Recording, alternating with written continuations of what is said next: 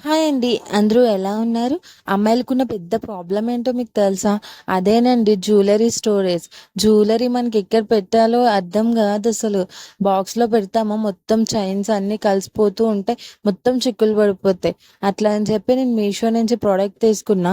చాలా బావుందసలు. Worth product ఇదైతే.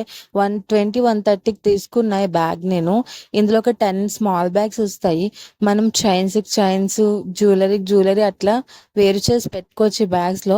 అంతే కాకుండా పిల్లలున్న వారికి చాలా యూజ్ అయితుంది. ఎట్లా అనుకుంటున్నారా? ట్రావెలింగ్ చేసే టైంలో పిల్లల మెడిసిన్స్ అన్నీ బ్యాగ్‌లో వేరువేరుగా పెట్టుకొని ఎళ్ళొచ్చు.